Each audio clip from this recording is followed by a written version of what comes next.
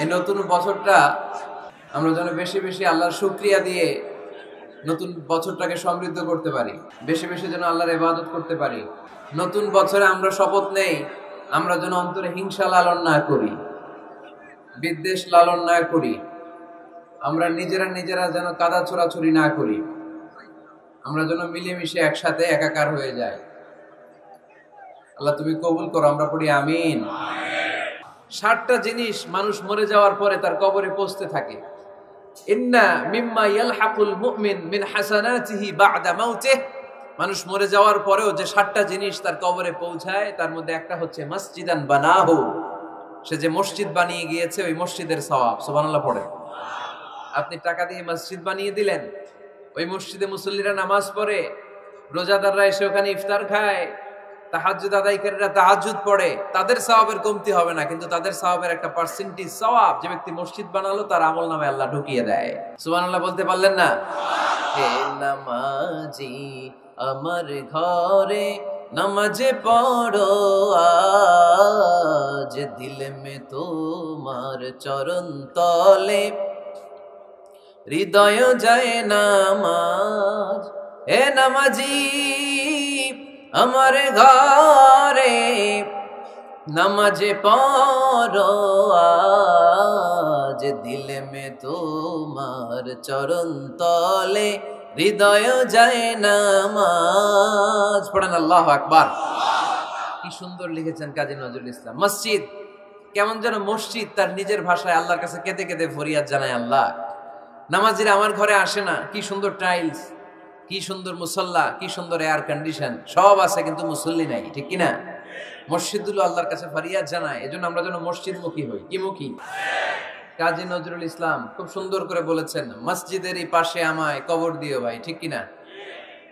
মসজিদেরই পাশে আমায় কবর দিও ভাই, যেন গড়ে হতে মুয়াজ্জিনের আযান শুনতে পাই।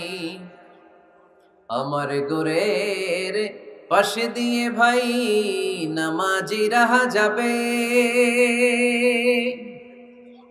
পবিত্র সেই পায়ের ধ্বনি এ বান্দা শুনতে পাবে। গোরা যাব হতে গুনাহগার পাইবে রেহাই, মসজিদেরই পাশে আমায় কবর দিও ভাই। কত মানুষ নামাজি ভাই মসজিদাঙ্গিহীনাতে, আল্লাহর নামের জিকির করে লুকিয়ে গভীর রাতে। আমি তাদের সাথে ওই আল্লাহর নাম জপতে চাই, আল্লাহর নাম জপতে চাই। পড়েন সবাই, মসজিদেরই পাশে আমায় কবর দিও ভাই, যেন গড়ে হতেও মুয়াজ্জিনের আযান শুনতে পাই। চিল্লায় পড়তে হবে আমিন। কি দরদ ছিল আমাদের জাতীয় কবি কাজী নজরুল ইসলামের, মসজিদের পাশে আল্লাহ তুমি আমার কবর দিও। আল্লাহ এই দোয়াটা কবুল করে নিয়েছে, ঠিক কিনা? আপনার কবরের পাশে মসজিদ আছে না নাই? আছে।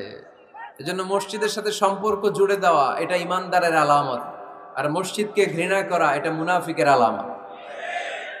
এজন্য আমরা যেন আমাদের হৃদয়টাকে মসজিদের সাথে জুড়ে দেই, মসজিদের সাথে যেন সুসম্পর্ক থাকে। মসজিদ সবার, মসজিদ নিয়ে দলাদলি নাই।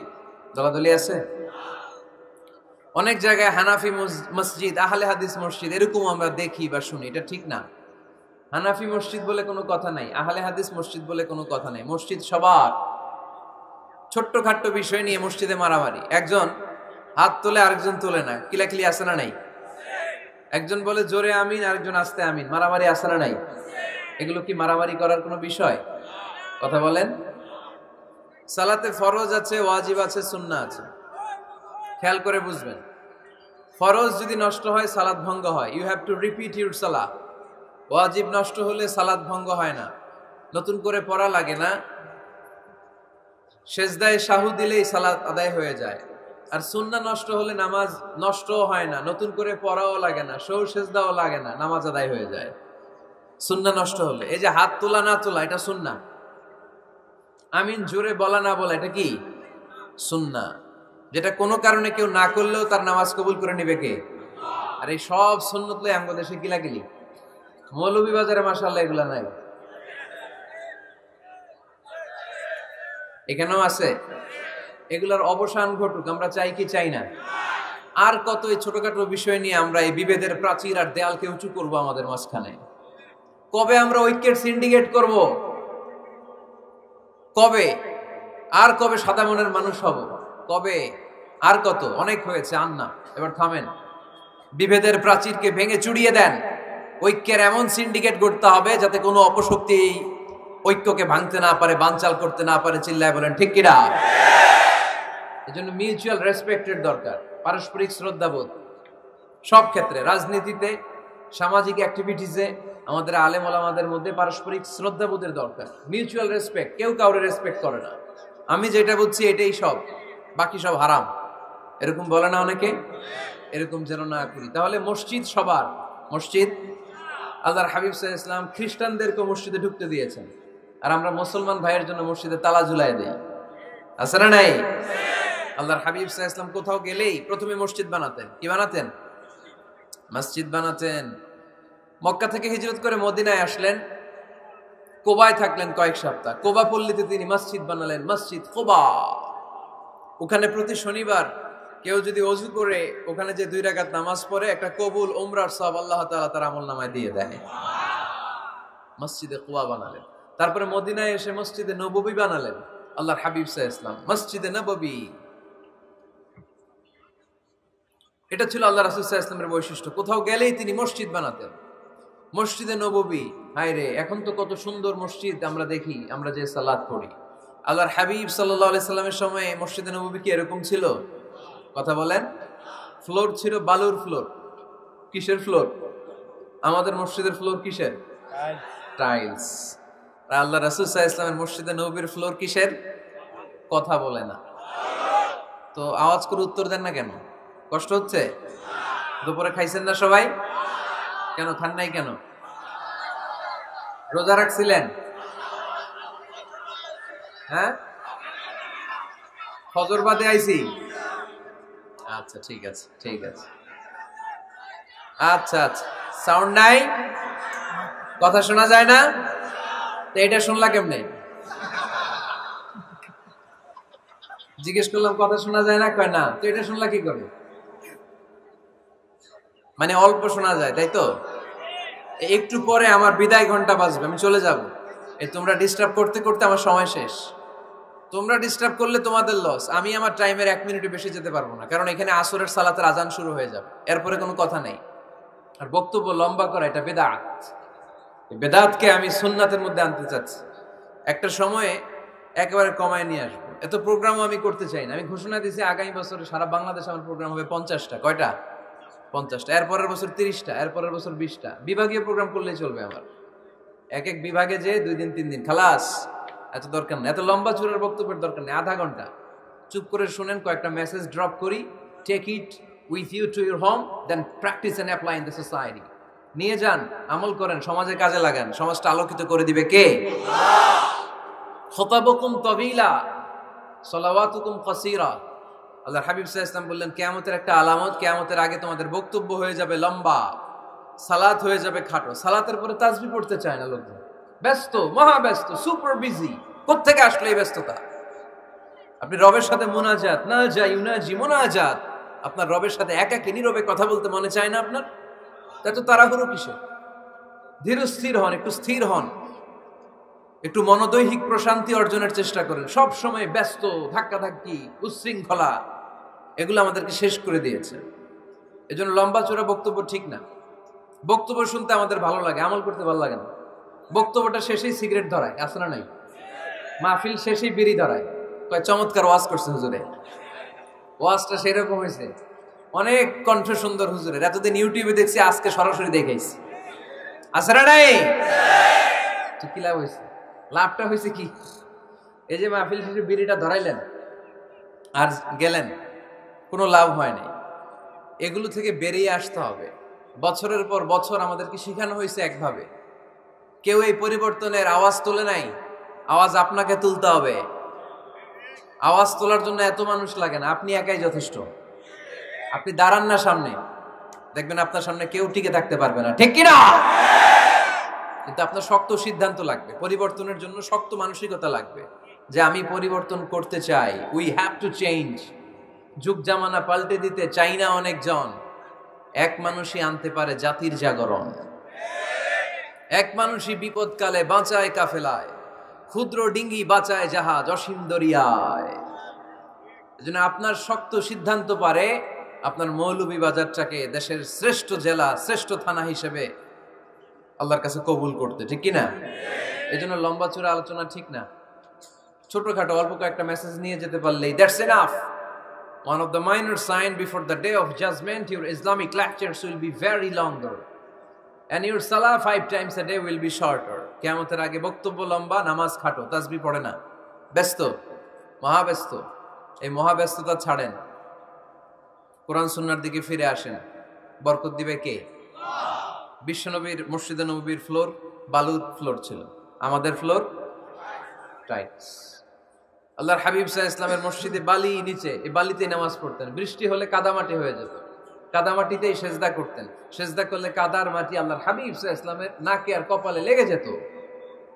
তিনি সালাম ফিরিয়ে সাহাবাদের দিকে মুখ ফিরিয়ে বসলে দেখতেন প্রতিটা সাহাবীর নাকে আর কপালে কাদার মাটি মিশে আছে। তার মানে প্রিয় নবী সাল্লাল্লাহু আলাইহি ওয়াসাল্লামের মসজিদে নববী ছিল কাঁচা, কিন্তু মুসল্লি ছিল পাকা। আমাদের মসজিদগুলা হয়েছে পাকা, কিন্তু মুসল্লি কাঁচা, ঠিক কিনা? ফজরের সালাতে মানুষ নাই। ইমাম সাহেব আছেন কে কে এলাকায়? দেখি ইমাম, মসজিদের ইমাম, মাশাআল্লাহ। আপনাদের এখানে ওই মসজিদে ফজরের নামাজে কয় কাতার হয়? 5 জন 6 জন? কেনে এত কম? কেনে? হ্যাঁ, আসে না, আসতে চায় না লোকজন। তো এই যে 5-6 জন ফজরের সালাতে, কল্পনা করতে পারেন ফজরের সালাতে এত কম লোক। যেদিন ফজরের জামাতের দৃশ্য আর জুমার নামাজের দৃশ্য একরকম হয়ে যাবে, ওই দিনই বাংলাদেশে ইসলাম কায়েম হয়ে যাবে। এখন স্লোগান তুলে বিপ্লব বিপ্লব, ইসলামে বিপ্লব। আর ফজরের সময় আমি কম্বলের ভিতরে, আছে না নাই? কোনো বিপ্লব হবে না। ফজরের নামাজ জামাতে পড়ুন, সকালটারে বরকতময় করে দিবে কে? আল্লাহর হাবিব সাল্লাল্লাহু আলাইহি ওয়াসাল্লামের মসজিদ ছিল সবার জন্য উন্মুক্ত, এখানে সবাই আসতে পারত। এজন্য মসজিদ হবে সবার। আমরা মসজিদের আবাদকারী হতে চাই। এজন্য রাব্বুল আলামিন বলেন, ইন্নামা ইয়া'মুরু মাসাজিদাল্লাহি মান আমানা বিল্লাহি ওয়াল ইয়াউমিল আখির ওয়া আকামাস সালাতা ওয়া আতাজ যাকাতা ওয়া লাম ইয়াখশা ইল্লাল্লাহ فعسى أولئك أن يكونوا من المهتدين سبحان الله পড়েন। রব্বুল আলামিন বললেন মসজিদের আবাদকারী হবে তারা যারা আল্লাহর প্রতি ঈমান আনে, আখিরাতের প্রতি ঈমান আনে, যারা সালাত কায়েম করে, যারা যাকাত আদায় করে, যারা দুনিয়ার কাউকে ভয় পায় না, ভয় পায় একজনকে। চিল্লায় বলেন তিনি কে? যাদের হৃদয়ে আছে আল্লাহর ভয়, তারা কবু পথ ভুলে যায় না। আল্লাহর প্রেম ছাড়া এই দুনিয়া কারো কাছে কোনো কিছু চায় না, ঠিক কিনা? তাহলে যারা মসজিদের আবাদকারী, এরা ভয় পায় একজনকে। চিল্লায় বলেন তিনি কে? মসজিদের আবাদকারীদের প্রথম গুণ, তারা আল্লাহয় বিশ্বাস করে, তারা আখিরাতে বিশ্বাস করে, তারা সালাত কায়েম করে, তারা যাকাত আদায় করে, তারা আল্লাহ ছাড়া পৃথিবীর কাউরে ভয় পায় না। আল্লাহ বলেন ফাআসা উলাইকা আইয়াকুনু মিনাল মুহতাদিন, আশা করা যায় তারাই হলো হেদায়েতের রাস্তার উপরে আছে, ঠিক কি না? তারাই মসজিদের আবাদকারী, যারা মসজিদে যায়, সালাত আদায় করে। এখন মসজিদের আবাদকারী আপনি হতে চান, আপনি মসজিদে যান না, আপনি আবাদকারী হতে পারবেন? মসজিদের অনেক সভাপতি আছে, মসজিদে যায় না, আছে না নাই? মৌলভীবাজারে এই সমস্যা বোধহয় নাই। মসজিদের সেক্রেটারি মসজিদে যায় না, আছে না নাই? তাহলে হইলো, এটা হইলো, এটা মেনে নেওয়া যায়? এজন্য সভাপতি সাহেবরা, আপনি কষ্ট করে মসজিদ বানিয়েছেন, মসজিদে যাবেন। এই কথা বলেন কেন? এত দিকে বিশৃঙ্খলা হইলে কেমন হবে? বসেন আর অল্প কয়েক মিনিট। সভাপতি সাহেব আপনি মসজিদে যাবেন, সেক্রেটারি সাহেব আপনি মসজিদে যাবেন, তাহলে আপনি সঠিক মসজিদের আবাদকারী হবেন, ঠিক কিনা? আমরা মসজিদের আবাদকারী হতে চাই ইনশাআল্লাহ। পড়েন উমরানুল মাসাজিদ। মসজিদের আবাদ কি করে করতে হয়? মসজিদ আবাদ করার এক নাম্বার মাধ্যম হচ্ছে মসজিদ নির্মাণ করা। কি করা? নির্মাণ করা। খেয়াল করবেন, আল্লাহর হাবিব সাল্লাল্লাহু আলাইহি ওয়াসাল্লাম বলেছেন, মান বানা মসজিদান মিন মালিহি ফিদ দুনিয়া বানাল্লাহু লাহু বাইতান ফিল জান্নাহ। যে ব্যক্তি নিজের পকেটের টাকা খরচ করে দুনিয়াতে মসজিদ বানায়, আল্লাহ তাআলা তার জন্য জান্নাতে ঘর বানায়। 60টা জিনিস মানুষ মরে যাওয়ার পরে তার কবরে পৌঁছতে থাকে। ইন্না মিম্মা ইয়ালহাকুল মুমিন মিন হাসানাতিহি বা'দা মাউতিহি। মানুষ মরে যাওয়ার পরেও যে 60টা জিনিস তার কবরে পৌঁছায়, তার মধ্যে একটা হচ্ছে মসজিদান বানাহু। সে যে মসজিদ বানিয়ে গিয়েছে, ওই মসজিদের সওয়াব। সুবহানাল্লাহ পড়ে। আপনি টাকা দিয়ে মসজিদ বানিয়ে দিলেন, ওই মসজিদে মুসল্লিরা নামাজ পড়ে, রোজাদাররা এসে ওখানে ইফতার খায়, তাহাজ্জুদ আদায়কারীরা তাহাজ্জুদ পড়ে, তাদের সওয়াবের কমতি হবে না, কিন্তু তাদের সওয়াবের একটা পার্সেন্টেজ সওয়াব যে ব্যক্তি মসজিদ বানালো তার আমলনামে আল্লাহ ঢুকিয়ে দেয়। এজন্য বেশি বেশি মসজিদ বানাতে রাজি আছেন তো? তাহলে মসজিদ আবাদ করার প্রথম মাধ্যম হচ্ছে মসজিদ বানানো। 2 নাম্বার মাধ্যম হচ্ছে মসজিদে যে জামাতে সালাত আদায় করা। জামাতে সালাতুল জামাআ তাফদুলু সালাতাল ফাযযি বি27 দারাজা। ঘরে নামাজ পড়লে একা একা পড়লে যেই সওয়াব, জামাতে পড়লে 27 গুণ বেশি সওয়াব। সুবহানাল্লাহ বলতে পারলেন না? হে নামাজি আমার ঘরে নামাজে পড়ো আজ, দিল মে তোমার চরণ তলে হৃদয় যায় নামাজ। হে নামাজি আমার ঘরে নামাজে পড়ো আজ, দিল মে তোমার চরণ তলে হৃদয় যায় নামাজ। পড়েন আল্লাহু আকবার। কি সুন্দর লিখেছেন কাজী নজরুল ইসলাম। মসজিদ কেমন যেন মসজিদ তার নিজের ভাষায় আল্লাহর কাছে কেঁদে কেঁদে ফরিয়াদ জানায়, আল্লাহ নামাজিরা আমার ঘরে আসে না, কি সুন্দর টাইলস, কি সুন্দর মুসল্লা, কি সুন্দর এয়ার কন্ডিশন, সব আছে কিন্তু মুসল্লি নাই, ঠিক কিনা? মসজিদগুলো আল্লাহর কাছে ফরিয়াদ জানায়। এজন্য আমরা যেন মসজিদমুখী হই। কি মুখী? আওয়াজ করে বলতে হবে, কি মুখী? মসজিদমুখী। তাহলে মসজিদ আবাদের 1 নাম্বার পদ্ধতি মসজিদ বানানো। 2 নাম্বার মসজিদে বেশি বেশি যে জামাতে সালাত আদায় করা। 3 নাম্বারে মসজিদের সাথে সম্পর্ক জুড়ে দেওয়া, হৃদয়টা যেন সবসময় মসজিদের সাথে লেগে থাকে। আল্লাহর হাবিব সাল্লাল্লাহু আলাইহি ওয়াসাল্লাম বললেন, সাবআতুন ইউযিল্লুহুমুল্লাহু ফি যিল্লিহি ইয়াওমা লা যিল্লা ইল্লা যিল্লু। 7 শ্রেণীর ব্যক্তিকে আল্লাহ তাআলা কিয়ামতের দিন আরশের নিচে ছায়া দিবে, যেদিন আল্লাহর আরশের ছায়া ছাড়া কোনো ছায়া পৃথিবীতে থাকবে না। সেই দিনটা কি এই দিনের মতো? কিয়ামতের দিনটা আজকের এই দিনের মতো হবে? 50,000 বছর হবে। এটা লেন্থ, এটা ডিউরেশন। কাআন সাফসাফা লা তারা ফিহা ইওয়াজা ওয়ালা আমতা। লেভেল প্লেইং ফিল্ড, তামার জমিন। একটু কল্পনা করেন তো ওই দিনটা কত ভয়ঙ্কর। বাবা ছেলেরে চিনবে না ওই দিন, ছেলে বাবারে চিনবে না, স্ত্রী স্বামীকে চিনবে না, স্বামী স্ত্রীকে চিনবে না, পীর সাহেব মুরিদ চিনবে না, মুরিদ পীর সাহেবকে চিনবে না, নেতা কর্মীকে চিনবে না, কর্মী নেতাকে চিনবে না। হায় হায়, ইয়া নাফসি বলে কাঁদবে।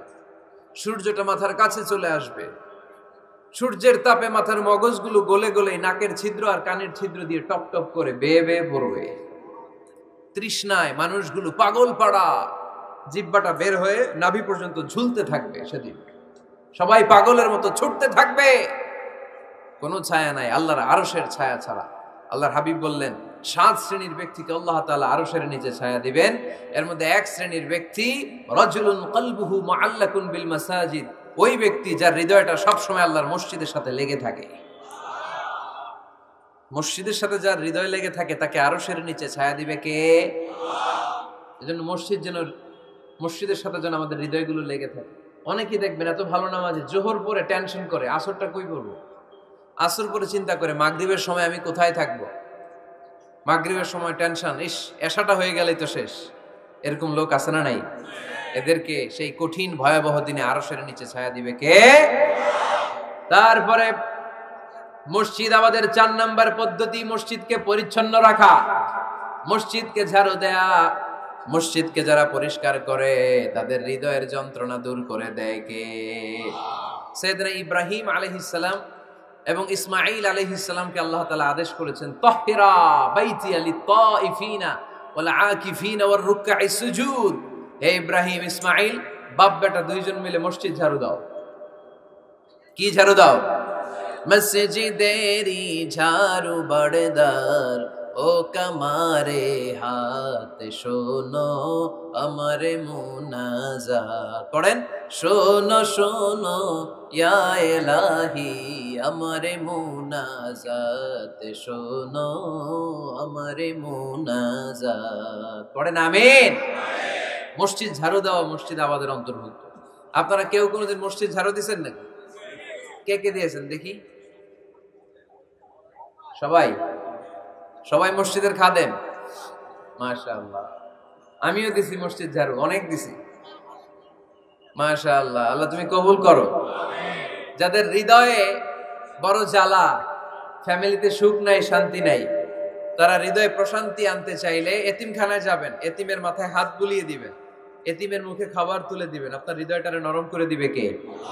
আল্লাহর ঘর মসজিদে যাবেন, নিজ হাতে মসজিদটারে একটু পরিষ্কার করে দিবেন, আপনার জীবনটারে উজালা করে দিবে কে? তাহলে এগুলো করার মাধ্যমে আমরা মসজিদের আবাদ করতে চাই। আমরা মসজিদের আবাদকারী হতে চাই কি চাই না? আল্লাহর ঘর মসজিদ আবাদ করার মতো শ্রেষ্ঠ কাজ পৃথিবীতে হতে পারে না। এই মসজিদের কিছু আদব আছে, আল্লাহ রাসূল সাল্লাল্লাহু আলাইহি ওয়াসাল্লাম বলেছেন এই আদবগুলো মেনটেন করে যেন আল্লাহর ঘর মসজিদের সাথে আমরা ব্যবহার করি। মসজিদের 1 নম্বর আদব হচ্ছে মসজিদে ওযুর সাথে প্রবেশ করা। কিসের সাথে?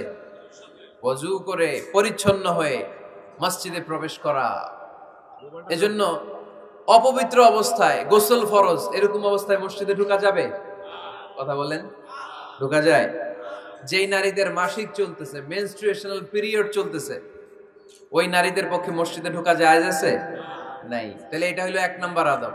মসজিদে ঢোকার সময় কি করে ঢুকবো? ওযু করে। আওয়াজ করে বলেন, কি করে ঢুকবো? ওযু করে।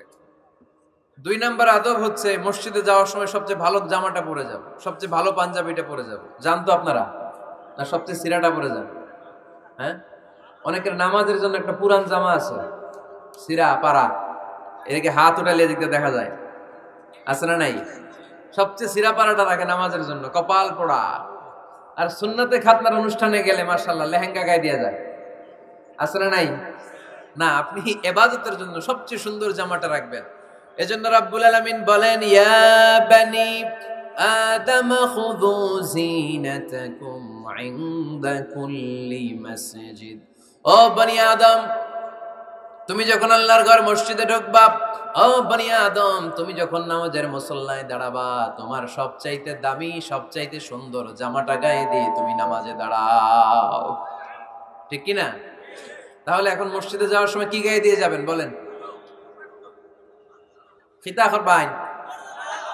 হ্যাঁ, মাশাআল্লাহ। হ্যাঁ, সবচেয়ে ভালো কাপড়টা আয়রন করে পারফিউম মেখে তারপরে আমরা যাব। রাজি আছেন তো? 3 নম্বর আদব হচ্ছে মসজিদে ঢোকার সময় বাম পা দিয়ে ঢুকতে হয়।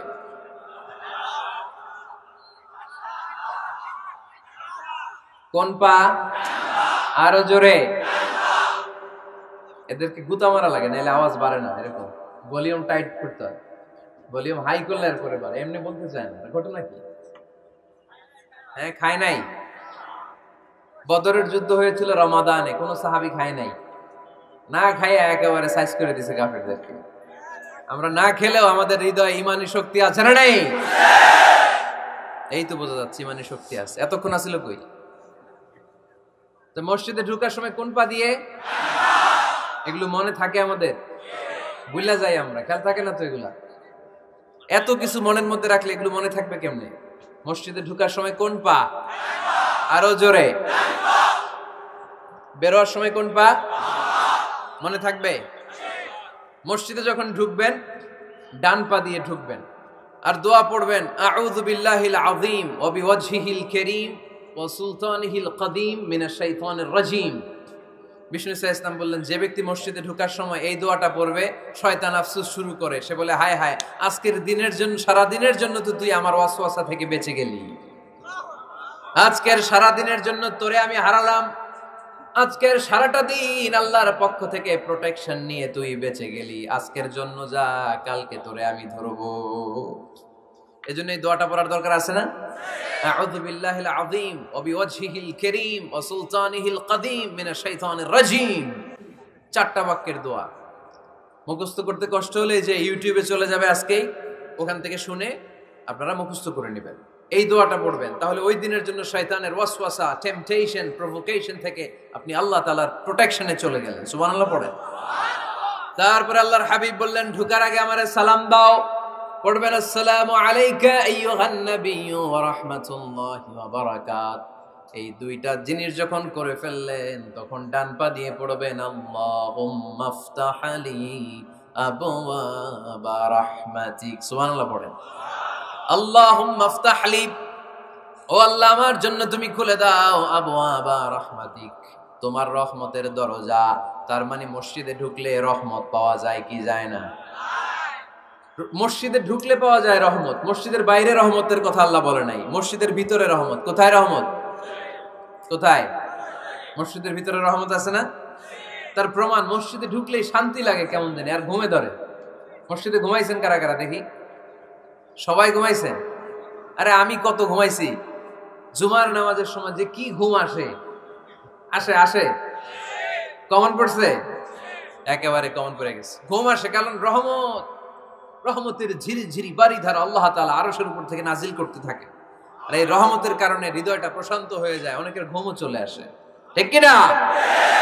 এজন্য আল্লাহুম্মা আফতাহ লি আবওয়াবা রাহমাতিক, ও আল্লাহ তোমার রহমতের দরজাগুলো আমার জন্য খুলে দাও। এই দোয়া পড়লে রহমতের দরজা খুলে দেয় কে? আবার মসজিদ থেকে যখন বের হবেন তখন কোন পা দিয়ে? জোরে বলেন। বাম পা দিয়ে কি পড়বেন? আল্লাহুম্মা ইন্নী আসআলুকা মিন ফাদলিক, ও আল্লাহ তোমার কাছে আমি তোমার পক্ষ থেকে ফদল চাই, মানে রিজিক চাই, রিজিক দেওয়ার মালিক কে? তার মানে খুব সোজা সাপটা কথা হচ্ছে, মসজিদের ভিতরে পাওয়া যায় রহমত, আর বাইরে পাওয়া যায় ফদল বা রিজিক। বাইরে পাওয়া যায় কি? রিজিক। মসজিদের ভিতরে রিজিক আছে। তার মানে সারাদিন মসজিদে বসে থাকলে রিজিক মিলবে? নামাজের সময় নামাজ পড়তে হবে, কাজের সময় কাজ করতে হবে, এটাই হচ্ছে ইসলামের বিধান। নামাজের সময় নামাজ, কাজের সময়। আমি প্রশ্ন করবো, আওয়াজ করে উত্তর দেন। নামাজের সময়, কাজের সময়, নামাজের সময়, কাজের সময়, এটা মনে থাকবে। এজন্য আল্লাহ বলেন, ফাইদা কুদিয়াতিস সালাতু ফান্তাশিরু ফিল আরদি ওয়াবতাগু মিন ফাদলিল্লাহ। যখন তোমাদের সালাত শেষ হয়ে যায়, আল্লাহর রিজিক অন্বেষণের জন্য আল্লাহর জমিনে তোমরা ছড়িয়ে যাও। নামাজের সময় আসবেন, নামাজ শেষ বের হয়ে যান, ফান্তাশিরু ফিল আরদ, জমিনে ছড়িয়ে পড়ো। নামাজ শেষ, চেয়ারম্যান সাহেব চলে যাবে ইউনিয়ন পরিষদের ভেতরে, ছাত্ররা চলে যাবে হাই স্কুলে, মেম্বার অফ দ্য পার্লামেন্ট চলে যাবে সংসদে, সেনাবাহিনীর লোকেরা চলে যাবে ক্যান্টনমেন্টে, ব্যবসায়ীরা চলে যাবে তাদের বাজারে, সিএনজি ওয়ালারা সিএনজি নিয়ে ব্যবসা শুরু করবে, রাস্তায় নেমে যাবে, চিল্লায় বলেন ঠিক কিনা? এটাই ইসলামের বিধান। নামাজের সময় নামাজ, কাজের সময়। আচ্ছা, তাহলে প্রথম সুন্নাত পেলাম, পবিত্র হয়ে ঢুকবো, ভালো জামা পরে ঢুকবো, 2 নাম্বার। 3 নাম্বার, ঢুকার সময় কোন পা? বের হওয়ার সময় 4 নাম্বার, মসজিদে ঢুকেই 2 রাকাত। মসজিদে ঢুকে কয় রাকাত পড়েন আপনারা? তাহিয়াতুল মসজিদ, মসজিদে আপনি ওয়েলকাম জানাবেন, ঢুকেই 2 রাকাত পড়বেন, ওযু করলেই 2 রাকাত। আল্লাহর হাবিব সাল্লাল্লাহু আলাইহি ওয়াসাল্লাম মসজিদে নববীতে জুমার খুতবা দিচ্ছেন। খুতবা চলাকালীন সময়ে এক সাহাবী এসে মসজিদের মধ্যে বসে পড়লেন। আল্লাহর হাবিব সাল্লাল্লাহু আলাইহি ওয়াসাল্লাম সাহাবীরে বললেন, দাঁড়াও। সাহাবী দাঁড়ালেন। আল্লাহর নবী জিজ্ঞেস করলেন, কেন বসে বললা? 2 রাকাত পড়ছো নাকি? সাহাবী বলে, পড়ি নাই। বিশ্বনবী বললেন, তাহলে তাড়াতাড়ি 2 রাকাত নামাজ পড়ে বসে যাও। সুবহানাল্লাহ পড়ো। 2 রাকাত পড়ো নাই তো পড়ো, দাঁড়াও, তারপরে বসো। দেখেন, খুতবা চলাকালীন সময়ে আমাদের খতিবরা কখনো খুতবা থামায়? কথা বুঝেন নাই? জুমার খুতবা আপনারা শুনেন না? খুতবা চলতেছে, ওই মুহূর্তে ইমাম সাহেবরা কখনো খুতবা থামায়? মাঝখানে কোনো ঝামেলা হলে থামায় না। প্রথম খুতবা শেষ, বসে, তারপরে দ্বিতীয় খুতবা। খুতবার মাঝখানে কোনো থামাথামি নাই। কিন্তু আল্লাহর হাবিব সাল্লাল্লাহু আলাইহি সাল্লাম কেমন খতিব ছিলেন দেখেন। আল্লাহর হাবিব সাল্লাল্লাহু আলাইহি সাল্লামের খুতবা দেওয়ার স্টাইল এন্ড অ্যাটিটিউড এবং আমাদের খুতবা দেওয়ার স্টাইল এন্ড অ্যাটিটিউড, আল্লাহ রাসূল সাল্লাল্লাহু আলাইহি সাল্লামেরটা কত প্রাণবন্ত ছিল। আল্লাহ রাসূল সাল্লাল্লাহু আলাইহি সাল্লাম সোসাইটি ওরিয়েন্টেড একজন পার্সোনালিটি ছিলেন, সমাজের মানুষ কেন্দ্রিক, খুব সামাজিক ছিলেন আল্লাহ রাসূল সাল্লাল্লাহু আলাইহি সাল্লাম। তিনি দেখলেন একজন বসে পড়ছে, উনি খুতবা থামায় দিলেন। জুমার খুতবা থামায় বললেন, এই নামাজ পড়ছো না, পড়ো, 2 রাকাত পড়ো। আবার খুতবা শুরু করলেন। সুবহানাল্লাহ পড়বেন না? একবার তিনি খুতবা দিচ্ছেন, দেখলেন আল্লাহ রাসূল সাল্লাল্লাহু আলাইহি ওয়াসাল্লামের 2 জন নাতি হাসান আর হুসাইন রাদিয়াল্লাহু তাআলা আনহুমা, ছোট্ট মানুষ, কাতারের ভিতরে ঢুকে কোন সাহাবী টুপি টান দেয়, কারো পাগড়ি ধরে টান দেয়, একজন এদিকে দৌড় দেয়, আরেকজন ওদিকে দৌড় দেয়। মসজিদে একটা ডিস্টার্ব হচ্ছে। আল্লাহর হাবিব সাল্লাল্লাহু আলাইহি ওয়াসাল্লাম খুতবা থামিয়ে দিলেন, মিম্বার থেকে নেমে আসলেন, 2 নাতিকে 2 হাতে ধরলেন, ধরে আস্তে করে জান্নাতের এই 2 সর্দারকে নিয়ে মিম্বারের উপরে দাঁড়ালেন। এই হাতে এই নাতি, ওই হাতে আরেক নাতি। এরপর দাঁড়িয়ে দাঁড়িয়ে তিনি বাকি খুতবা দিলেন। পড়েন সুবহানাল্লাহ। কত প্রাণবন্ত খুতবা। উনিও খুতবা দিতেন, আমরাও খুতবা দেই।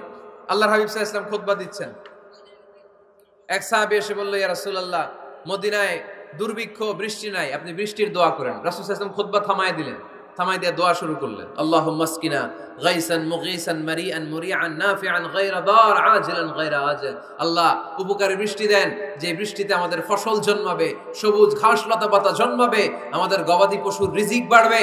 এরকম উপকারী বৃষ্টি আমাদেরকে দিয়ে মদিনাটারে ধন্য করে দেন। বৃষ্টি শুরু হলো। জুমাবার বৃষ্টি, শনি রবি সোম মঙ্গল বুধ বৃহস্পতি শুক্র, টানা 7 দিন বৃষ্টি। এবার বৃষ্টির চোটে মদিনায় বন্যা হয়ে গেছে।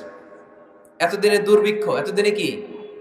এখন বৃষ্টির বরকতের দোয়া করছে, বৃষ্টিতে এবার বন্যা। যেই সাহাবী বৃষ্টির জন্য দোয়া করতে বলেছিলেন, পরের জুমাবারের খুতবার সময় এসে ওই সাহাবী বলেন, ইয়া রাসূলুল্লাহ, আবার খুতবার মাঝখানে, ইয়া রাসূলুল্লাহ, আর বৃষ্টির দরকার নাই, আর দরকার নেই। এবার বৃষ্টি বন্ধের দোয়া করেন। আল্লাহর হাবিব সাল্লাল্লাহু আলাইহি ওয়াসাল্লাম খুতবা থামিয়ে আবার বন্ধের দোয়া, আল্লাহুম্মা হাওয়ালাইনা ওয়ালা আলাইনা।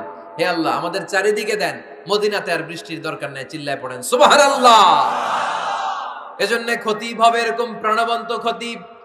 সমাজে কি চলে, কি ক্রাইসিস, কি সংকট, ইয়াংরা কোন সমস্যায় ভোগে, আমাদের রাজনৈতিক অঙ্গনে কি সমস্যা, আমাদের অর্থনৈতিক অঙ্গনে কি সমস্যা, আমাদের সামাজিক অঙ্গনে কি সমস্যা, আমাদের পরিবারগুলোর ভেতরে কি ঝামেলা, প্রত্যেকটা কথা মসজিদের মিম্বার থেকে আসার দরকার আছে না নাই? আল্লাহর হাবিব সাল্লাল্লাহু আলাইহি ওয়াসাল্লাম এভাবেই সমাজকে ঠিক করে দিতেন। 2 রাকাত মসজিদে ঢুকে আজকে থেকে আমরা পড়ব। মসজিদে ঢুকলেই কয় রাকাত মনে থাকবে না ভুলে যাবেন? তারপরে আল্লাহর হাবিব সাল্লাল্লাহু আলাইহি ওয়াসাল্লাম বলেছেন, খবরদার কবরের উপর মসজিদ বানিও না। কবরস্থান একদিকে, মসজিদ আর একদিকে। কিন্তু বাংলাদেশে মসজিদের সাথে কবর মেলানো আছে না নাই? ছোট্ট একটা মসজিদ, কিন্তু এত বড় বাবার কবর আছে না নাই? এগুলো করবেন না আপনি। আগে হবে মসজিদ, পরে কবরস্থান। যেমন মসজিদে নববী হয়েছে আগে, তারপরে বিশ্বনবীর কবর এখানে আছে না নাই? মসজিদে নববী প্রতিষ্ঠিত হয়েছে আগে, পরে বাকি কবরস্থান আছে না নাই? কিন্তু কোন আল্লাহর ওলির কবরস্থানের উপরে যদি মসজিদ বানান, তার উপর লানাত দিয়েছে কে? লাআনা রাসূলুল্লাহ আলাল ইয়াহুদ ওয়ান নাসারা ইত্তাখাযু কুবুর আমবিয়াইহিম মাসাজিদা। আল্লাহর রাসূলের লানত ইহুদি নাসারাদের উপর, কারণ ইহুদি আর নাসারাদের একটা খাসলাত, একটা বৈশিষ্ট্য ছিল, তারা তাদের নবীদের কবরের উপরে মসজিদ বানায় ফেলত। এটা করা যাবে? এজন্য এলাকায় এলাকায় এই ঝামেলা, কবর আর মসজিদ হবে আলাদা। আবার মসজিদের কেবলার দিকে যেন কবরস্থান না হয়, তাহলে শিরক হওয়ার সম্ভাবনা আছে না নাই? খুব সাবধান। আল্লাহ সব মাফ করে, কিন্তু শিরক মাফ করে না, ঠিক কিনা? শিরক হচ্ছে মহাপাপ, সব পাপের বাপ। এজন্য আমরা সব করলেও শিরকের গুনাহ মুসলমান কখনো করতে পারে। এরপর আল্লাহর হাবিব বললেন, মসজিদকে পরিষ্কার পরিচ্ছন্ন রাখো। এটাও মসজিদের আদাব। মসজিদে আতর লাগিয়ে দেন, বাখুর জ্বালিয়ে দেন। আপনাদের এই এলাকার মধ্যে তো বাখুরের অভাব নাই, আগরের অভাব নাই, ঠিক কিনা? গতকাল প্রোগ্রাম ছিল কই? সুজানগর, আগরের রাজধানী। আগর চিনেননি আপনারা? হ্যাঁ, এই যে দেহনেল উদ পারফিউম, আপনাদের এই যে মাহতাব সাহেবের আল হারামাইন, এরপরে যে আজমল কোম্পানি, এও আপনাদের এই মৌলভীবাজার এলাকার। এরকম অনেক কোম্পানি আছে দুবাই ভিত্তিক, গোটা বিশ্বে ওনারা ব্র্যান্ডিং করেছে। এগুলোর র ম্যাটেরিয়াল, কাঁচামাল যায় হচ্ছে আপনাদের মৌলভীবাজার থেকে। ছেলের বউ শাশুড়ির ওয়াজ গতকাল করছি, শুনে নিন। শাশুড়ি আর বৌমার কিলাকিলি, গতকালের ওয়াজের বিষয় ছিল কি? শাশুড়ি বৌমার কিলাকিলি কি করে থামাবেন, শুনে নিন। আচ্ছা ঠিক আছে, মুফতি সাহেবদের কাছ থেকে জেনে নেবেন এই প্রশ্ন। আমি উত্তর দিলে আবার কিলাকিলি লেগে যাবে বাংলাদেশ, কিলাকিলির দরকার নেই। সম্মানিত ভাইয়েরা, মসজিদ পরিষ্কার পরিচ্ছন্ন রাখবেন, এই বাখুর জ্বালাবেন, দেহিনেল উদ, এই পারফিউম গুলো ছড়িয়ে দিবেন। মসজিদের মধ্যে অনেক মসজিদে দুর্গন্ধ আছে না নাই? এই কার্পেটের মধ্যে ময়লা, পরিষ্কার করে না। আল্লাহর হাবিব সাল্লাল্লাহু আলাইহি ওয়াসাল্লাম বলেছেন, খবরদার। আম্মা জান আয়েশা বর্ণনা করেন, আমার রাসূলুল্লাহ সাল্লাল্লাহু আলাইহি ওয়াসাল্লাম বিবিনাইল মসজিদ ফি দুয়ার ওয়া আন তুতাইয়াবা ওয়া তুনাযাফ, আমরা যেন এলাকা এলাকায় মসজিদ বানাই, মসজিদগুলোকে যেন পারফিউম দিয়ে, আতর দিয়ে সুগন্ধময় করে দেয়। বিশ্বনবী আদেশ করেছেন, সুবহানাল্লাহ পড়ে। এজন্য কোনো অপরিচ্ছন্ন মসজিদ থাকতে পারবে না। মসজিদের পাশ দিয়ে গেলে আতরের ঘ্রাণে আমোদ হয়ে লোকজন যেন বুঝতে পারে এটা আল্লাহর ঘর, মসজিদ। চিল্লায় বলেন ঠিক কি না? এরপরে আল্লাহর হাবিব সাল্লাল্লাহু আলাইহি ওয়াসাল্লাম বলেছেন, মসজিদের আরেকটা আদব হলো মসজিদকে অতিমাত্রায় ডিজাইন না করা। বেশি ডিজাইন করা যাবে না। এমন ডিজাইন করা যাবে না যে এটা মসজিদ বোঝাই যায় না। এত লাইটিং ফাইটিং করে, এটা কি মসজিদ না কমিউনিটি সেন্টার বোঝাই যায় না। আছে না নাই? আছে। এরকম যেন আমরা না করি সম্মানিত ভাইয়েরা। বিশেষ করে মসজিদের সামনের দেয়ালে। কোন দেয়ালে? সামনের দেয়ালটা কেবলার দিকে যেই দেয়াল, এই দেয়ালটা হতে হবে ফ্রেশ, যাতে করে মানুষের দৃষ্টি আকর্ষণ না করে। প্রায় মসজিদের দেয়ালের মাঝখানে দেখবেন আপনি ক্যালেন্ডার ঝুলায় রাখে, আছে না নাই? মৌলভীবাজারের কি অবস্থা? খিতা খবর আছে? তো এই যে ক্যালেন্ডার ঝুলায় রাখে, ওইখানে দেখবেন বিভিন্ন মসজিদের ছবি, এতিমখানার ছবি, মানুষের ছবি। তো মানুষ নামাজও পড়ে, আবার ওগুলোও তাকায়, আছে না নাই? প্রথম কাতারে পরে ওইখানে কি লেখা, এগুলো পরে, তার ডিস্টার্ব হচ্ছে না? এই মুসল্লির দৃষ্টি যাতে অন্যদিকে না যায়, এটা খেয়াল রাখতে হবে। যদি পারা যায়, মসজিদের সামনে কোনো ঘড়ি টড়ি চলবে না। ঘড়ি মসজিদের পেছনের দেয়ালে, সময়সূচি পেছনের দেয়ালে, সব পেছনে। সময় কয়টা বাজে ওটা ইমাম দেখলেই চলবে, ইমাম এভাবে দেখে নিবে, আপনারাও দেখে নেবেন। কিন্তু সামনের দেয়ালটা যত সিম্পল করা যায়। আল্লাহর হাবিব সাল্লাল্লাহু আলাইহি ওয়াসাল্লাম নামাজ পড়া অবস্থায় সামনে এমন কিছু রাখতেন না যেটার দ্বারা আল্লাহর হাবিব সাল্লাল্লাহু আলাইহি ওয়াসাল্লামের সালাতে মনোযোগ অন্যদিকে চলে যায়। আমরা যখন সালাত পড়ি, যদি অন্যদিকে তাকাই, ফেরেশতার মাধ্যমে আল্লাহ একটা ডাক দেয়, বলে আকবিল, এই বান্দা ফিরে আয়, তোর নজর থাকা দরকার সিজদার জায়গায়, ফিরে আয়। আপনি আবার যখন অন্যদিকে তাকান, আল্লাহ বলে ফিরে আয়, সিজদার দিকে তাকা। আপনি আবার যখন ঘড়ির দিকে তাকান, আল্লাহ বলে আকবিল, ফিরে আয়, সিজদার দিকে তাকা। আপনি যখন আবার অন্যদিকে তাকান, তখন আল্লাহ বলে লা হাজাতা লি ইলা সালাতিক, তোর এই নামাজের দরকার আমার নাই। নাউজুবিল্লাহ পড়বেন না? তোর এই নামাজের দরকার আমার নাই। ওযু করে কষ্ট করে যাকে খুশি করার জন্য আপনি সালাতে দাঁড়ালেন, উনি যদি বলে এই নামাজের দরকার নাই, তা কার জন্য নামাজ পড়লেন আপনি? কথা কি বুঝতে পেরেছেন? এই জন্য এলাকার গণ্যমান্য ব্যক্তিবর্গ আছে, আমাদের চেয়ারম্যান সাহেব আছে, আরো অন্যান্য বিজনেস ম্যাগনেটরা আছে। আপনারা মসজিদ যখন নির্মাণ করবেন, সামনের দেয়ালটা যত সাদামাটা হতে পারে ততই ভালো। এমনকি জায়নামাজের মধ্যে এখন কাবা ঘরের ছবি আছে না নাই? আছে না? কি মুসলমান আমরা, নিজের কাবারে নিজে লাথি মারি নামাজের আগে, মনের অজান্তে নিজের কাবাকে নিজে লাথি মারছি। এরকম জায়নামাজ ব্যবহার করা নিষেধ। চিল্লায় বলেন ঠিক কি না? সাদা ফ্রেশ জায়নামাজ বাজারজাত করেন, আপনাদের সিদ্ধান্তই ওনাদের ব্যবসা বয়কট হয়ে যাবে।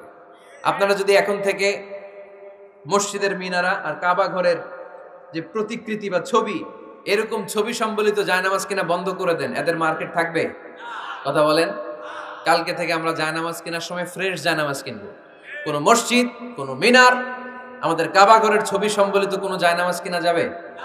আওয়াজ করে বলেন, যাবে? যাবে না। এগুলো হচ্ছে মসজিদের আদাব। এগুলো রক্ষা করে মসজিদে ঢোকার দরকার আছে না নাই? পৃথিবীতে 3টা মসজিদ সবচাইতে শ্রেষ্ঠ মসজিদ। কয়টা? আওয়াজ করে বলেন না।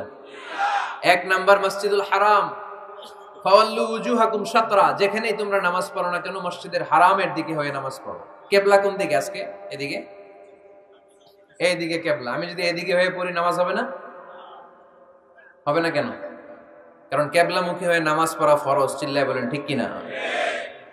মসজিদুল হারাম পৃথিবীর প্রথম মসজিদ।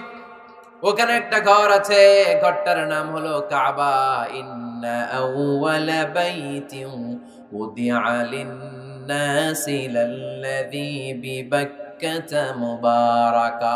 এই পৃথিবীর প্রথম ঘর যেই ঘরটা স্থাপিত হয়েছে বাক্কা শহরে।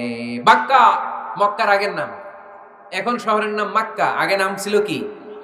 সবাই বলেন কি নাম ছিল? বাক্কা। এটা পৃথিবীর আদি ঘর, সব নবীদের পরশধন্য পদধূলিতে এই জায়গাটা বরকতময় হয়েছে। এটা এমন ঘর যেই ঘরের চারদিকে 1 রাকাত নামাজ পড়লে 1 লক্ষ রাকাতের সওয়াব পাওয়া যায়। হজ উমরা করেছেন কে কে দেখি? হজ উমরা করেছেন আপনারা না? মাশাআল্লাহ। আমরা যারা করতে পারি নাই আল্লাহ তাদেরকেও তৌফিক দাও। আমরা যেন এই কাবা ঘরে যে প্রাণ ভরে সালাত আদায় করতে পারি, আল্লাহ তৌফিক দান করো। আমরা যেন মসজিদে নববীতে যে প্রাণ ভরে সালাত করতে পারি, তৌফিক দান করো। আল্লাহর হাবিব সাল্লাল্লাহু আলাইহি ইসলামের কবরের সামনে দাঁড়িয়ে যেন আমরা প্রাণ খুলে মন প্রাণ উজাড় করে বিশ্বনবী সাল্লাল্লাহু আলাইহি ইসলামকে সালাম দিতে পারি, আল্লাহ তৌফিক দান করো। এই কাবা ঘরকে কেন্দ্র করে প্রতিদিন 100টা রহমত নাজিল হয়। আওয়াজ করে বলেন কয়টা? আল্লাহর হাবিব বললেন প্রতিদিন প্রতিনিয়ত 100টা রহমত নাজিল হতেই থাকে। 60টা রহমত তাদের উপর নাজিল হয় যারা কাবা ঘরের চারদিকে তাওয়াফ করে। 40 লিল মুসাল্লিন, বাকি 40টা নাজিল হয় যারা কাবা ঘরের পাশে নামাজ পড়ে। 20 লিন নাযিরিনা ইলাল কাবা, বাকি 20টা রহমত প্রতিনিয়ত নাজিল হয় যারা তাওয়াফ করে না, সালাত আদায় করে না, শুধু কাবার গিলাফের দিকে তাকিয়ে থাকে। কাবার দিকে তাকায় থাকলেই সওয়াব। সুবহানাল্লাহ পড়েন। 1 রাকাতে কয় লক্ষ রাকাতের সওয়াব? এজন্য আল্লাহর হাবিব সাল্লাল্লাহু আলাইহি ওয়াসাল্লাম বলেছেন লা তুশাদ্দুর রিহাল ইল্লা ইলা সালাসাতি মাসাজিদা, স্পেশাল ভার্চু এন্ড রিওয়ার্ড, বিশেষ সওয়াবের নিয়তে পৃথিবীর এই 3টা জায়গা ছাড়া কোথাও নিয়ত করে ভ্রমণ করা জায়েজ নাই। 1 হচ্ছে মসজিদুল হারাম, 2 হচ্ছে মসজিদ নববী, 3 হচ্ছে মসজিদুল আকসা। এই 3টা মসজিদ ছাড়া পৃথিবীর কোনো মসজিদে নিয়ত করে সফর করা যাবে না, বিশেষ নিয়তে সফর করা যাবে না। যে আমি যদি এই মৌলভীবাজারের জামে মসজিদে যাই বেশি সওয়াব পাওয়া যাবে, এই নিয়তে সফর করা যাবে না। বেশি সওয়াব শুধু এই 3 মসজিদে। মসজিদুল হারামে 1 রাকাতে কত রাকাতের সওয়াব? কথা কয় না, বুঝে নাই বোধহয়। কয় লক্ষ? আর মসজিদে নববীতে 1 রাকাতে 1000 রাকাতের সওয়াব। আরেক বর্ণনায় আছে 50,000, বর্ণনাটা দুর্বল। সহিহ বর্ণনায় এসেছে 1 রাকাতে 1000 রাকাতের সওয়াব। মসজিদুল আকসায় সালাত পড়লে 1 রাকাতে, এক বর্ণনায় এসেছে 250 রাকাতের সওয়াব, আরেক বর্ণনায় এসেছে 500 রাকাতের সওয়াব। এই 3টা মসজিদ ছাড়া নামাজ পড়লে বেশি সওয়াব হবে, এই নিয়তে সফর করা যাবে? চিল্লায় বলেন যাবে। তবে মসজিদটা দর্শন করার জন্য যেতে পারবে। মসজিদটা দেখতে কেমন, এটার ক্যালিওগ্রাফিক্যাল ডিজাইন কেমন, এটার আর্কিটেকচারাল ডিজাইন কেমন, এটার দৃষ্টিনন্দন সৌন্দর্য কেমন, মসজিদটা দেখতে কেমন, দেখতে যেতে পারবেন। কিন্তু বিশেষ সওয়াব রিওয়ার্ড এই 3টা মসজিদ ছাড়া অন্য কোনো মসজিদের জন্য হবে না। এই মসজিদ হচ্ছে আমাদের সামাজিক ঐক্যের কেন্দ্রবিন্দু, এটা হচ্ছে আমাদের কমিউনিটি সেন্টার। আমরা শুধু নামাজের জন্য মসজিদকে ইউজ করি, এছাড়া আরো অনেক ইউসেজ আছে মসজিদের। খেয়াল রাখবেন, আমাদের মুসলমানদের মসজিদ হিন্দুদের মন্দিরের মতো নয়। কোথায় আজান হইছে? শেষ করে দিব না? সুবহানাকাল্লাহুম্মা ওয়া বিহামদিকা আশহাদু আল্লা ইলাহা ইল্লা আনতা আস্তাগফিরুকা ওয়া আতুবু ইলাইক। আল্লাহ আমাদের সবাইকে কথাগুলো বুঝার আমল করার তৌফিক দান করুন।